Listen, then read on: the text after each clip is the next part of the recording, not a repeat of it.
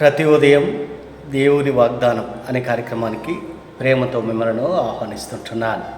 ఈ ఉదయకాల సమయంలో దేవుడు మన కొరకు ఏర్పాటు చేసినటువంటి వాక్య భాగము యెషయా గ్రంథము 35వ అధ్యాయము 3వ వచనాన్ని ధ్యానించుకుందాం. యెషయా గ్రంథము 35వ అధ్యాయము 3వ వచనాన్ని ధ్యానించుకుందాం.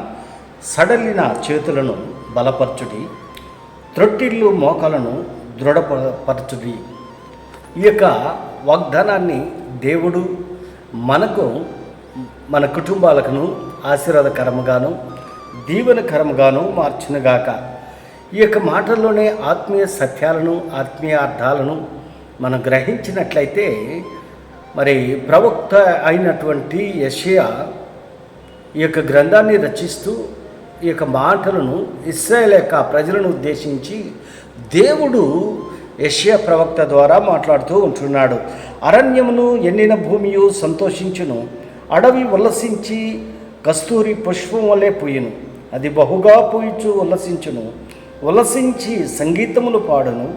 లెబనోను సౌందర్యము దాన్ని కలుగును, కర్మేలు షారోనులకున్న సొగసు దానికి ఉండును. అవి యెహోవా మహిమను, మన దేవుని తేజస్సును చూచును. మరి ఇక్కడ మనం గమనించినట్లయితే అనేక విషయాలను ప్రవక్త ఇక్కడ బయలుపరుస్తూ ఉంటున్నాడు. సడలిన చేతులను బలపరచుడి, త్రొట్టిల్లు మోకాళ్ళను దృఢపరచుడి అనేటువంటి మాటలు ఇశ్రాయేలు ప్రజలను ఉద్దేశించి దేవుడు ఇక్కడ మాట్లాడుతూ ఉంటున్నాడు ప్రవక్త ద్వారా.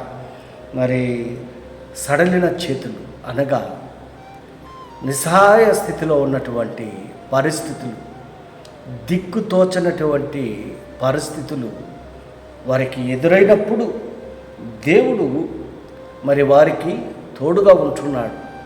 ఇశ్రాయేలును నడిపిస్తూ ఉంటున్నాడు, రక్షిస్తూ ఉంటున్నాడు, పోషిస్తూ ఉంటున్నాడు. అంత మాత్రమే కాదు, మరి దేవునికి అసాధ్యమైనటువంటి కార్యము ఏదీనూ లేదు. ఆయనకు సమస్తము సాధ్యముగా ఉంటున్నది. అందుకే అంటున్నాడు, ఎండిన భూమి సంతోషించింది, ఎండిన ఎముకలన్నీ తిరిగి జీవింప చేయగలిగినటువంటి శక్తి కలిగినటువంటి దేవుడు మన దేవుడు. ఆయన సైన్యములకు అధిపతి అయినటువంటి దేవుడు, సర్వశక్తి కలిగినటువంటి దేవుడు. దేవుని యొక్క కృపను, దేవుని యొక్క శక్తిని ప్రవక్త ఇక్కడ బయలుపరుస్తూ ఉంటున్నాడు.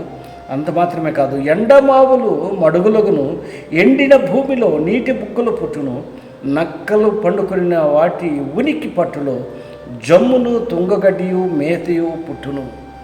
దేవుని యొక్క ప్రభావం ఏ రీతిగా ఉంటున్నదో, దేవుని యొక్క శక్తి ఏ రీతిగా ఉంటున్నదో మరి ప్రవక్త ఇక్కడ ప్రవచిస్తూ ఉంటున్నాడు. అక్కడ సింహం ఉండదు, క్రూర జంతువులు దాన్ని ఎక్కువ, అవి ఎక్కడ కనబడవు. విమోచింపబడిన వారే అక్కడ నడుచుదురు. మరి పరలోక రాజ్యానికి సంబంధించినటువంటి, దేవుని యొక్క రాజ్యానికి సంబంధించినటువంటి సాదృశ్యాలు ఈ మాటల్లో మనం చూస్తూ ఉంటున్నాం. అక్కడ సింహం ఉండదు, సింహము క్రూర జంతువు, అది సాతానుకు సాదృశ్యంగా ఉంటున్నది. మరి క్రూర జంతువులు దాన్ని ఎక్కవు, అవి అక్కడ కనబడవు. విమోచింపబడిన వారే అక్కడ కనబడవు. దేవుని యొక్క రాజ్యానికి సాదృశ్యంగా ఉంటున్నది, పరలోక రాజ్యానికి సాదృశ్యంగా ఉంటున్నది. అక్కడ దుఃఖము ఉండదు, నిట్టూర్పు ఉండదు, నిత్య సంతోషం అక్కడ ఉంటుంది. అక్కడ ఎలాంటి క్రూర జంతువులే కానీ, క్రూర మృగాలే కానీ అక్కడ ఉండవు. అనగా దేవుని యొక్క రాజ్యానికి సాదృశ్యంగా అక్కడ మనం చూస్తూ ఉంటున్నాం.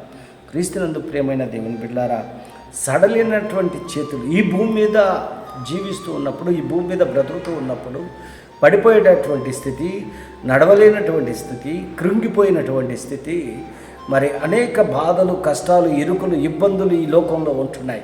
కానీ దేవుని యొక్క రాజ్యంలో అక్కడ కన్నీళ్ళు ఉండవు, ఆకలి ఉండదు, దప్పిక ఉండదు, నిత్య సంతోషము, నిత్య ఆనందము అక్కడ ఉంటుందని ప్రవక్త ప్రవచిస్తూ ఉంటున్నాడు. దేవుని యొక్క రాజ్యము గురించి ప్రవచిస్తూ ఉంటున్నాడు. ఆ దేవుని యొక్క రాజ్యంలో నీవు నేను ఉండాలంటే మరి దేవుణ్ణి ఆరాధించేటువంటి వారిగా ఉండాలి, దేవుణ్ణి మహింపరిచేటువంటి వారిగా ఉండాలి.